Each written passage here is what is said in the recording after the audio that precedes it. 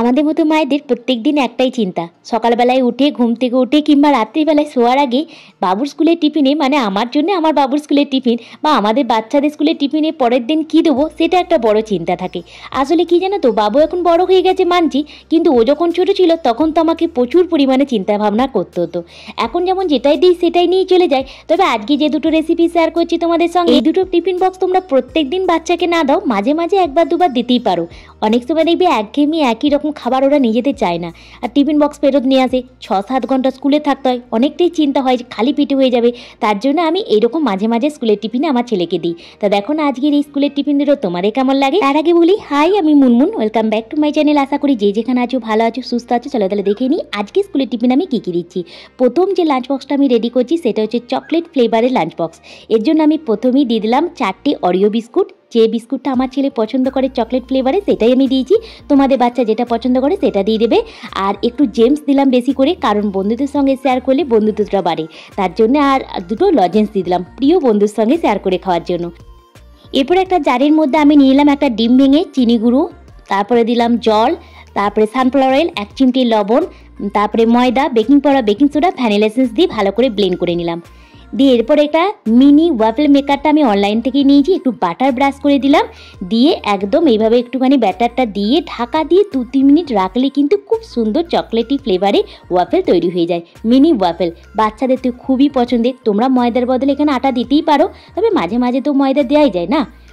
এরপর ওপর থেকে একটু চকলেটি সস আর একটু স্প্রিঙ্কল করে দিলাম, যাতে দেখতে খেতে দুটি ভালো লাগে। চকলেটের কালারে 10টার মতো দিয়ে দিলাম খেজুর। আজকের প্রথম লাঞ্চ বক্স রেডি, কেমন লাগলো অবশ্যই লিখে জানাবে। চলো দ্বিতীয় লাঞ্চ বক্সের জন্য আমি একদম ঘরোয়া স্টাইলে কিছু একটু বানাবো।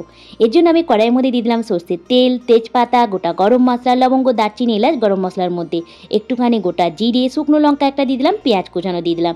একটা মিডিয়াম সাইজের পেঁয়াজটা আমি কুচিয়ে নিয়েছিলাম, আদা রসুন বাটা দিয়ে দিলাম। সব কিছুকে একটু খুব ভালো করে মিশ্রণটা তৈরি করে নেবো, মানে একটু কষে নেবো। লবণ, মশলার মধ্যে দিলাম লবণ, হলুদ গুঁড়ো, ধনিয়া গুঁড়ো, কাশ্মীরি লঙ্কার গুঁড়ো, একটু জল দিয়ে মশলাটা কষে নিচ্ছি।